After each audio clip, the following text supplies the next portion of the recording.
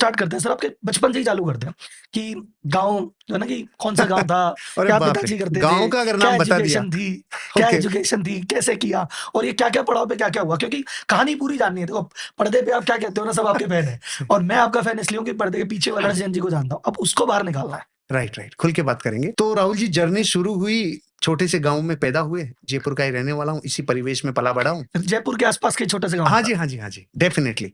तो जीवन की यात्रा शुरू हुई और यूँ कह सकता हूँ, अगर मैं आप हर्षवर्धन जैन की अर्ली लाइफ़ को अगर बात करें, तो एक चंचल लड़का, एक शरारती लड़का, एक उद्यमी लड़का, पहले उद्यमी बोलते थे, बाद में समझ में हाँ, आया, अरे नहीं रे, हम तो उद्यमी उद्यमी हैं। है। तो वो बाद में खुशी हुई, पहले तो ये समझते थे बहुत नटखट है, बहुत चंचल है, बहुत शरारती है। शरारतें एक रूप लेती गई, शरारतों ने और चंचलता ने एक रूप लिया सही संगत में।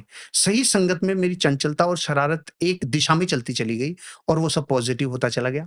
फिर भी अगर थोड़ा मैं आपको बताऊँ, क्योंकि आपने इतना गहरे से पूछा है, हाँ, तो हाँ, मुझे फिर हाँ। याद आ रहा है कि बचपन में शरारतें किस रूप की थी, कि जब मतलब दिवाली सबके लिए हो सकती है, लेकिन मेरे लिए दिवाली अगर स्पेशल नहीं हुई तो मज़ा नहीं आया।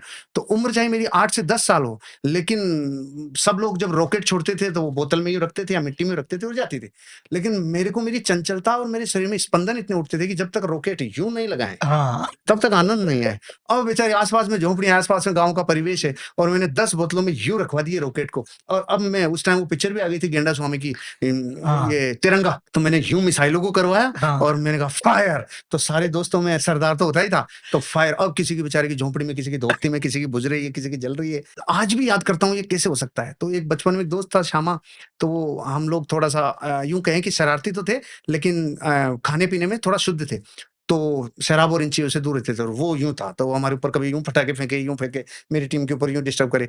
तो मैंने कहा, श्यामा तेरे को बताना पड़ेगा। तो एक दिन क्या हुआ कि वो एक दिन क्या, उसी दिवाली के दिन कि बैठने की कोशिश करी, उसका वज़न थोड़ा ज़्यादा था, तो बैठने के बाद उसके 1.5 फीट का गैप रह गया पीछे, इतनी जगह थी। हुँ, हुँ। मैं पीछे गया, पीछे सूतली बम रखा और पीछे से श्यामा ब्लास्ट, पीछे से सारा सामान खत्म।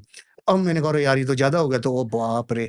अब मुझे कल दूसरे दिन, तीसरे दिन गया और मैंने कहा, ले यार ये लाल तो हो गई श्यामा, लेकिन अब बरनौल भी मैं लगा के जाता हूँ। 10-15 दिन बेचारे के बरनौल लगाया, ठीक हुआ, आगे बढ़ा।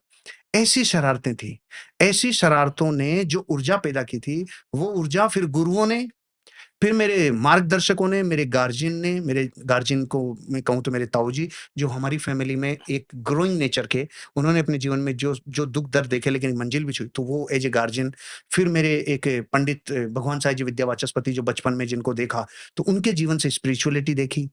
तो चीज़ें ऐसी मिली, प्रकृति ने सोर्सेज़, लोग और ऐसे व्यक्ति आस-पास में दिए जिनसे प्रेरणा मिली। ऊर्जाएँ सही दिशा में लग गईं, बचपन से थोड़ा-थोड़ा बाहर आने लगे और ग्रो की करने लगे, गाँव की शैतानियाँ चीज़ें अपना रूप लेने लगी। फिर कहानी शुरू हुई, 1980 का मेरा बर्थ है, 20 साल तक जीवन में जो भी उठा-पटक करने थे वो किए। 20वें साल की उम्र जब आई तो लाइफ़ में सीरियस हुए कि अब तो कुछ करना है। उस वक़्त डायरेक्ट सेलिंग आई, तो समझ में आया कि कुछ करते हैं सेल्स में। थोड़ी-सी दिशा तेज़ गति से बढ़ने लगी। 2, 4, 5 साल हुए, उन 5 सालों के बाद 25 साल की उम्र हुई तो फिर जीवन में सुशीला प्रकट हुई। सुशीला प्रकट हुई तो उसके बाद काफ़ी चीज़ें अलग बदल गई। कहते हैं ना, पाँव फेरा, पग फेरे का हाँ, हाँ, फ़र्क हाँ। पड़ता है। उसके बाद डायमेंशन बदलते चले गए। तो छोटे-छोटे सेगमेंट में देखूँ तो मेरी शैतानियाँ, मेरी हॉबीज़, क्रिकेट में मैंने बहुत जीवन दिया है। 1990 से लेके 2000 तक जीवन को क्रिकेट में बहुत खपाया है। इतना खपाया है कि ऊपर लेवल पे भी खेला हूँ, लेकिन खूब सारी लीडरशिप दिखाई है, खूब ट्रॉफीज़, खूब प्रोग्राम्स, खूब ऐसी चीज़ें जो क्रिकेट को वो करे, वो भी किया। तो अपनी हॉबीज़ को, अपनी अर्ली लाइफ़ को, एजुकेशन की बात करूँ तो एजुकेशन में बहुत स्ट्रॉन्ग नहीं थे, डमरू मॉडल पे थे, जैसे अमीर और अमीर होता जा रहा है, गरीब और गरीब।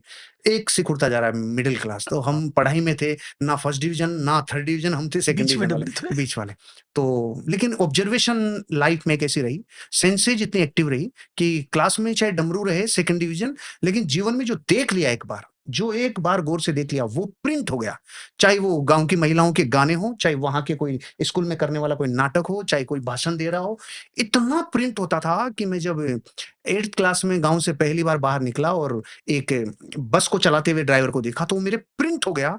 2 साल मैंने उसे इतना गहरे से देखा कि जब मेरी उम्र 13 वर्ष हुई और एक बड़ी मेटाडोर, जिसमें अमिताभ बच्चन को किडनैप करते थे डॉन वाली मूवी में, हाँ। वो मेटाडोर मेरे ताऊजी की स्कूल वाली, वो जून के महीने में घर पे खड़ी कर गए, चाबी थी और स्कूल की छुट्टियां थी। मैंने कहा तेरी तपस्या का फल अब मिलने का बारी आ गई। मैं चाबी लिया और 13-14 किलोमीटर उस गाड़ी को चला के आया। इतनी बड़ी मेटाडोर, वो लाइफ का पहला व्हीकल था मेरे जीवन में जो मैंने पहला व्हीकल चलाया। तो मुझे समझ में आया यार ये अगर बहुत प्राणों से देखे और बहुत जिज्ञासु होकर देखे तो कुछ हो सकता है।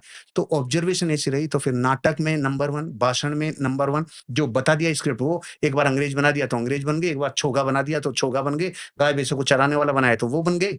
जो रोल दिया उसे देखा, देखते ही भीतर गया। तो यूं कहें कि एजुकेशन से ज्यादा ऑब्जर्वेशन पे जीवन खड़ा हुआ। और आज भी वही है कि मैं चीजों को सीखने का नेचर है तो ऑब्जर्व करता हूँ। तो फैमिली लाइफ ग्रो करती गई। माता पिता का आशीर्वाद है, आज भी मेरे माता पिता का आशीर्वाद है। हम 2 भाई 1 बहन है, तीनों की शादियां हो गई। मेरे 2 बच्चे हैं और छोटे भाई के 3 बच्चे हैं। सब लोग साथ हैं, जीवन चल रहा है, आशीर्वाद है प्रभु का। आप जैसे दोस्तों की शुभकामनाएं हैं। ये मेरी एक लाइफ का हिस्सा रहा। ग्रेट।